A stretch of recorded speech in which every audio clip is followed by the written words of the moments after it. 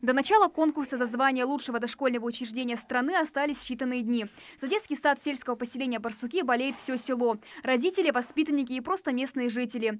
Детский сад «Родничок» самый лучший в мире, считает и Газгиреева Фирдоус. Ее 6-летний сын уже уверенный пользователь компьютера, пользуется интерактивной доской, занимается плаванием. И все это за пару лет обучения. Я за своего ребенка абсолютно спокойна, потому что если он пойдет в школу, он уже знает, как общаться с детьми, как общаться со старшими.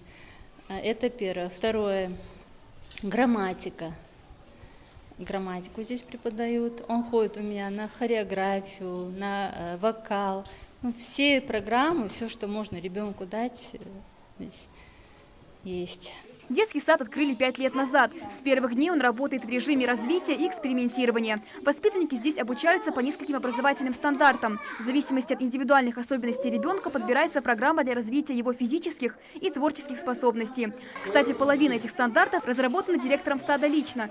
Также руководителем сада выпускается ежегодный электронный журнал, который уже стал визитной карточкой учреждения и даже пользуется большой популярностью в других регионах. Своим родителям, над чем мы работали в течение года, какими программами, что нам удалось, в каком направлении развит их ребенок. Воспитанники учреждения – победители многих республиканских и международных конкурсов. Что неудивительно, урок вокала здесь ведет член Союза композиторов России Фариза Шадыжева, а грамоту член Союза писателей страны Зарема Кантышева. У меня 3 здесь, старшая девочка выпускница уже, а еще 2 у меня в средней и младшей группе.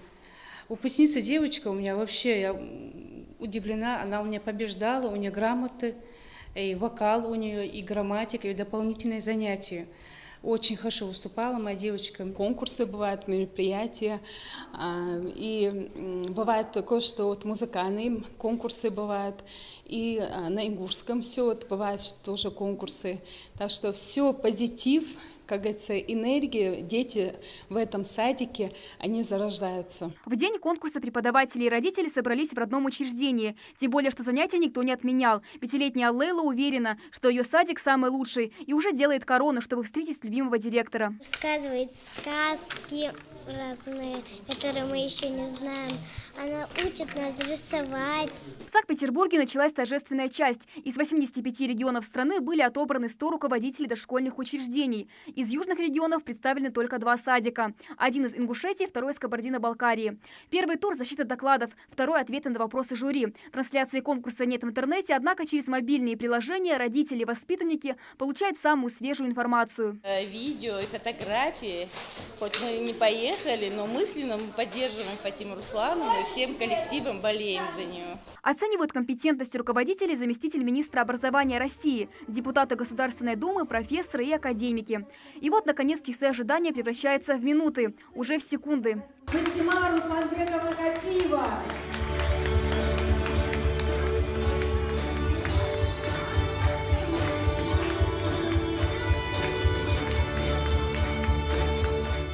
На этом директор садика останавливаться не собирается. Впереди еще много планов на дальнейшее развитие учреждения. Один из них – обмен опытом с Москвой и Екатеринбургом посредством открытых онлайн-уроков.